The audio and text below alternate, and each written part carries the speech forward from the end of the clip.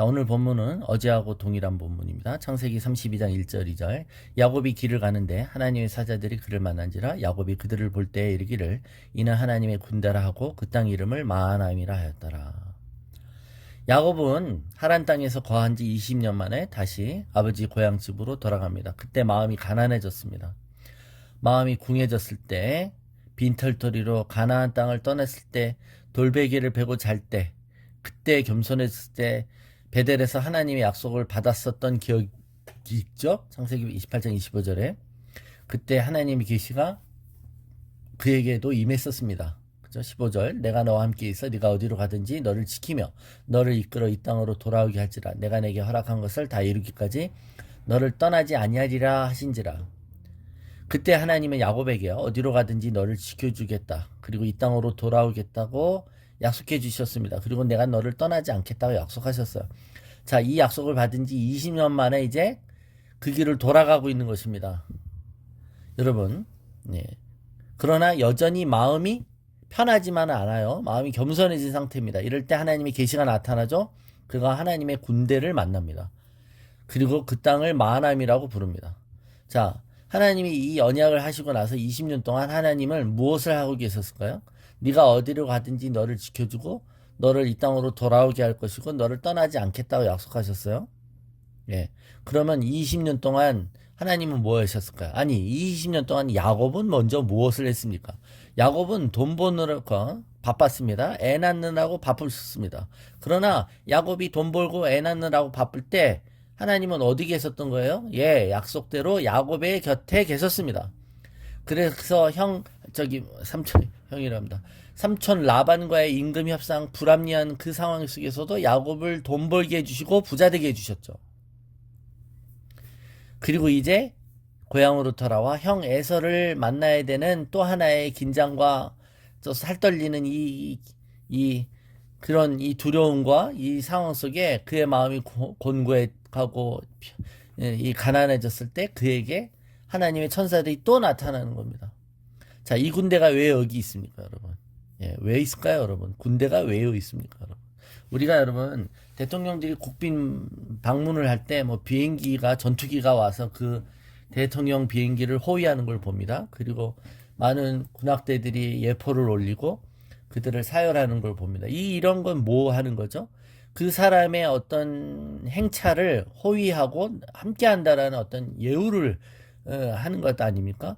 지금 이 하나님의 군대는 야곱의 귀향을 호위하기 위해 있는 것입니다. 즉 야곱의 귀향이 하나님의 뜻이라는 것을 분명히 한 번 더 확인해주고 야곱을 위해 다가온 것입니다.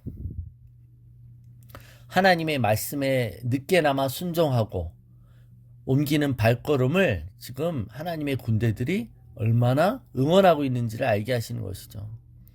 여러분, 한 영혼이 예수를 믿을 때 천국에서 잔치가 일어난다는 말이 빈말이 아닌 거죠. 여러분, 내가 예수를 믿을 때 이 땅에서는 뭐 아무 일도 안 일어나겠지만 하늘에서는 여러분 한 영혼이 예수를 영접할 때 천국에서는 정말 얼마나 큰 잔치가 벌어질지 우리가 나중에 알게 되면 놀랄 수 있을 것입니다. 야곱을 향한 하나님의 보호와 동행하심을 이제 야곱이 직접 눈으로 보게 하기 위한 하나님의 의도적인 만남인 것입니다. 여러분, 계시가 주어지는 이유가 있는 거예요, 여러분. 평소에 보이지 않던 것들이 보일 수 있게 해주시는 이유가 있는 거예요. 문제에 봉착해서 난감해하며 자신의 삶이 어떻게 해야 될지 모르고 위축되어 있는 야곱에게 하나님이 하나님의 군대를 보여주시는 것이에요. 이 세상의 모든 것을 통치하고 다스리시는 하나님에 대한 계시를 허락하시는 것이죠. 즉 하나님이 일하고 계신다는 것을 눈에 보이도록 알게 하시는 것입니다.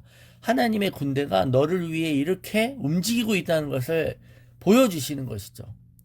하나님이 이렇듯 시각적으로 환기를 시키심으로 내가 너와 함께 있고 내가 너와 함께 있다는 것은 이렇게 너를 다스리고 있다는 것을 감각적으로 느끼게 하시는 것입니다, 여러분.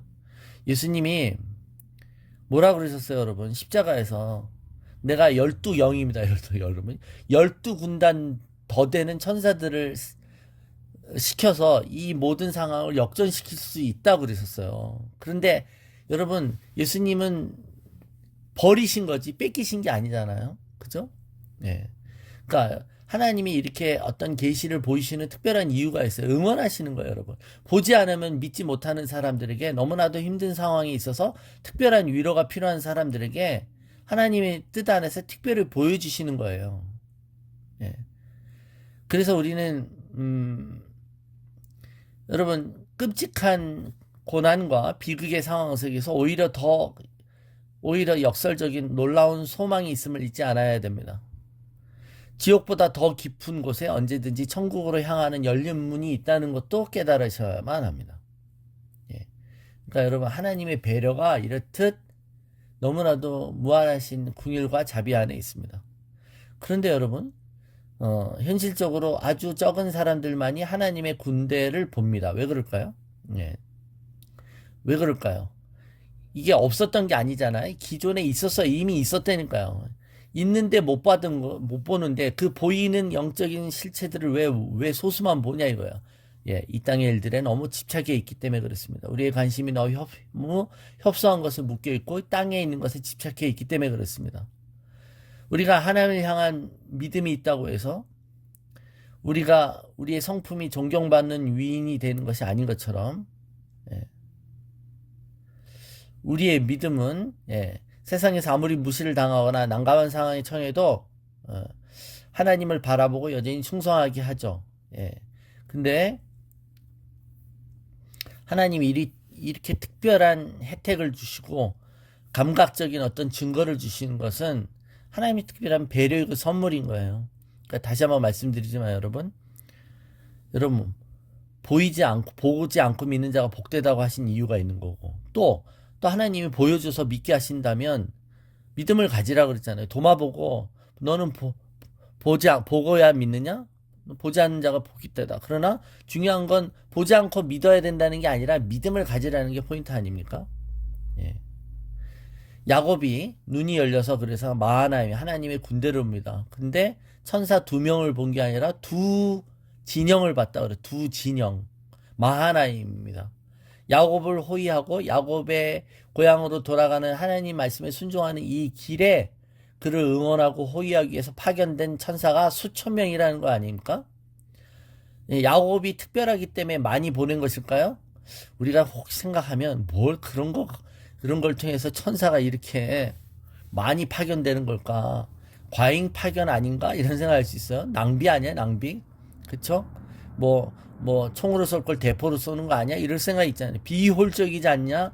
뭘 그렇게까지 말이야? 하나님이 왜 그렇게까지, 우리는 왜 가성비를 따지고 왜 효율성을 따집니까? 우리는 뭘 생각할 때 경제적인 관념이 먼저 들어와요.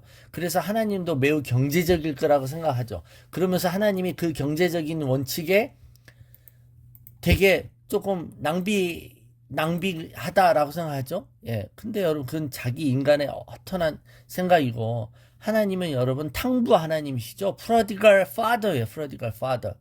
네, 하나님은 원래, 하나님 나라는 자원의 무한함이 있어요, 여러분. 우리가 저번에 제가 드는 예 중에 크리스마스 추리 장식 중에 보면, 우리 교회 추리 장식할 때 피아노 쪽은 솔직히 그 사람들 쪽에 안 보이는 쪽이에요. 그쪽에 가서 보이는 사람은 없어요. 벽 쪽이기 때문에. 근데 보니까 저번에 방울을 달 때 방울이 없으니까 거기 있는 거 떼갖고 앞쪽으로만 달았더라고요. 뒤는 이제 어차피 눈에 안 띄니까 이제 보이는 쪽만 장식을 하는 거예요.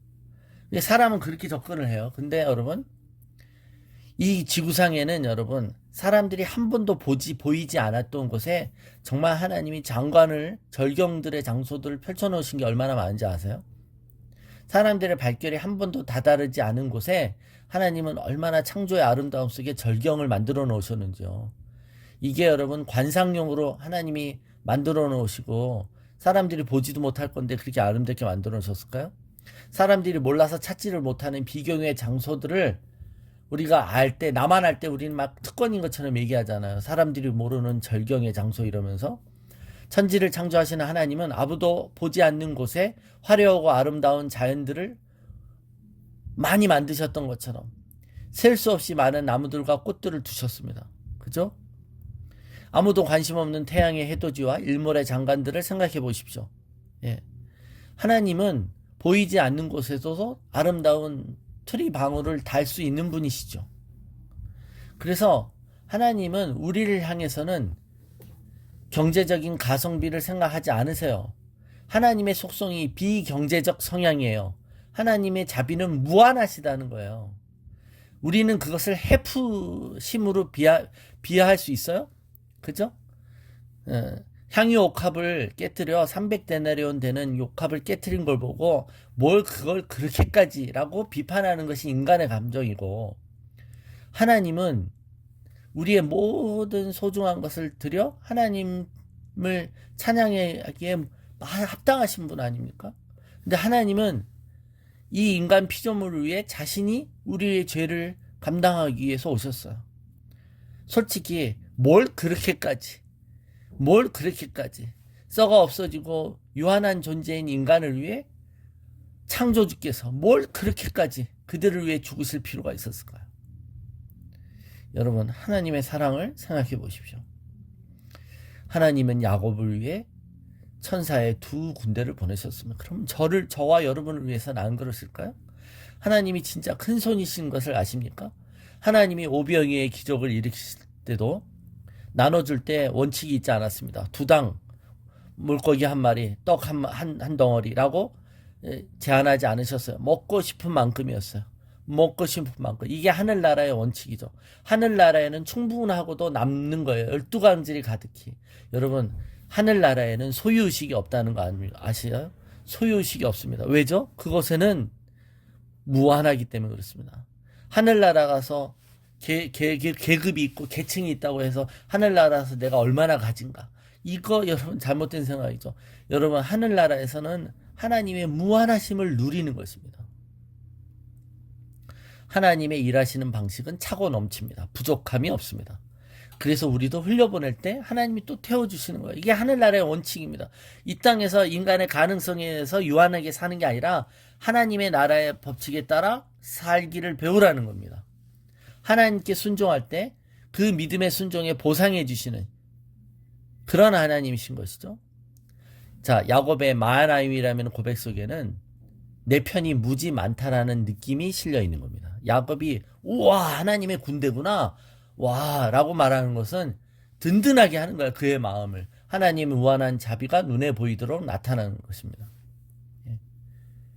자, 하나님이 어려운 상황에 있었던 야곱에게 하나님 이 영안을 뜨게 하셔서 마하나임 군대를 보게 하신 것은 그의 마음을 다시 한번 하나님께 집중하게 하도록, 그의 두려움과 이 땅에 있는 직면해야 될 그 일들이 아니라 그에게 언약 주시고 그를 지켜주시고 그와 함께 하시겠다고 하신 그 언약의 하나님을 다시 한번 바라보는 믿음으로 그를 이끄시는 것입니다.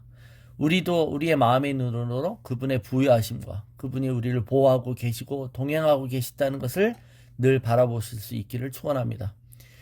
그래서 우리도 우리 삶에 진쳐있는 우리 삶을 도와주려고 파견되어 있는 하나님의 군대를 보며 나의 삶이 마하나임이라고 고백하시는 저와 여러분 되시기를 축원합니다.